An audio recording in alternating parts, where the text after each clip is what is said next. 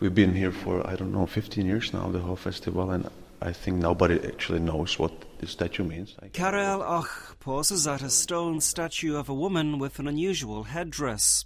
It's on the stairway at the headquarters of the Karlovy International Film Festival, of which he is artistic director. The organisation's offices are on Panská St in downtown Prague, directly behind the Holy Cross Church on the bustling příkopě. Our tour of Karel Och's Prague begins at the festival HQ, where he has a cosy office overlooking Panská. It is quite an unusual place. As you can see, it's connected to the building of a church, and even if you look around, it looks like an old monastery, or at least the rooms have this shape and kind of an atmosphere as well. The reason why I mentioned kind of like a monastery look for this place is connected to 18th century when the order of Piarists moved here, and they actually founded the church in mid 18th century, and they also established a school and lyceum in the street here. For instance, the famous Czech composer Jakub Jan Ryba studied here as a 15-year-old boy, and then obviously every Czech person knows his Christmas Mass. So it is this strong educational aspect of these places which we in a way try to incorporate in what we do in terms of the festival program. So the atmosphere is amazing. We cannot really do any changes here because it's kind of a monument and it has this character. So forget about the air conditioning system. Sometimes in the summer it would be great, but... Well, I was going to ask you, how is it working in a building of this age in the centre of Prague? It's beautiful because the Prague Center has a certain atmosphere, and this one small unit of Prague Center perfectly reflects that beautiful historical atmosphere. What I always appreciate about Prague is that there is this encounter of different architectural styles, or different epochs, or from different places meeting in one place, and then but always with very strong historical kind of vertical or sensation of this heavyweight history in that's what we feel in these places. And actually all the reconstruction works which are being done here and which have been done throughout the last 12 years, which is how long I spent here, need to respect that monumental character of it, and then try to preserve as much spirit as possible. Where we're sitting on Panská is very much what they call in Czech a dobrá adresa, a good address. Just a few doors away is the Kaunicki Palace, which houses the Mucha Museum, and you're also just a few steps away from what I consider, if Prague has a main street, it's the main street, na příkopě. How is it for you, or how do you find working in such a location? Well, from the practical point of view, it's very convenient because using the public transport, you are in this place pretty quickly from everywhere you go. I live outside of town, a small village, so I usually leave my car in the suburbs and take the metro, and it never takes more than 15-20 minutes. It might look different, but it's not really amazingly convenient in terms of, let's say, having lunch in a nice place, which doesn't take too much of your time. I think in that respect there's still changes to be made, but again, I'd love to go back to the sense of history and aesthetics, and that's one of the most beautiful places I've been to.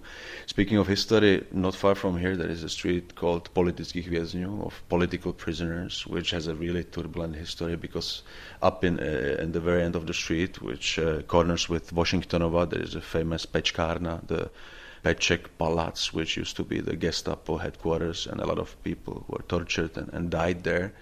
It is an irony of history that in the street of political prisoners, the headquarters of the Communist Party are, but that's how things are nowadays. Have you been there? Because I've been there, and it's like traveling back in time. No. I only passed by, and it already feels like it a little bit. So I only saw it from outside.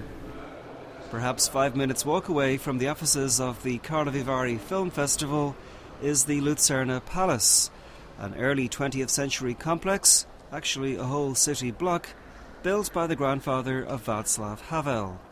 The site of Prague's most magnificent cinema, Lucerna's warren of passageways is also home to restaurants, shops and theatres. But what makes it part of Karel Och's Prague? This is probably, at least for me, one of the most fascinating buildings in the center of Prague.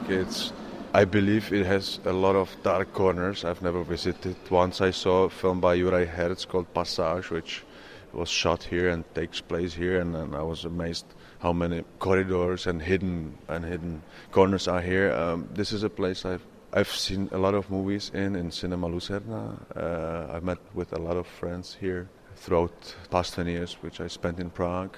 And we are exactly now 5 meters from the place where my favorite cafe used to be. It was called Popo Cafe Petal, and actually back in 2001 was a place where I took my future wife for the first time in Prague. Back then I wasn't aware of the fact that she was with someone else, but maybe the positive atmosphere of the cafe got me all encouraged to step in, and we often recall this place. It was a really nice cafe which would close around 11 p.m. But then there was another small entrance, and we could stay inside and listen to loud music with the bartenders, and then have a lot of drinks and have a lot of fun. So it's really a place with a lot of interesting small shops. Also, as well as the actual cinema, this whole complex has a strong connection with film. Of course, with the Havels family and Miloš Havel, the former owner of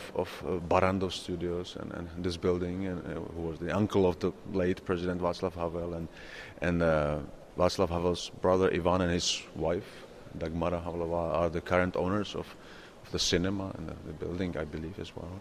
So, and I recently met Mrs. Havlová, and I know from her that she's planning to open a second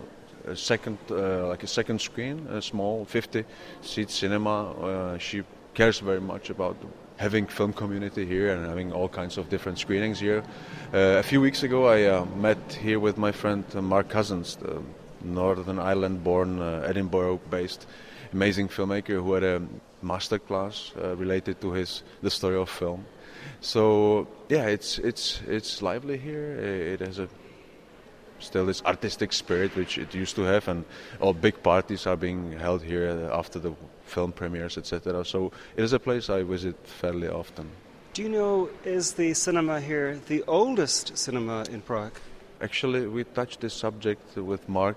It might be not only in Prague, but I don't want to misinform you, but it definitely is one of the oldest, not only in Prague, I would say, of its kind. And I recently heard about this activity coming from, I believe, from the UK, to create a kind of association of the owners or operators of old cinemas, which are so unlike the multiplexes now, just in order to share their worries and their ideas, and to create this kind of alliance against the strong movement, which has as a consequence the slow dying of such beautiful cinemas.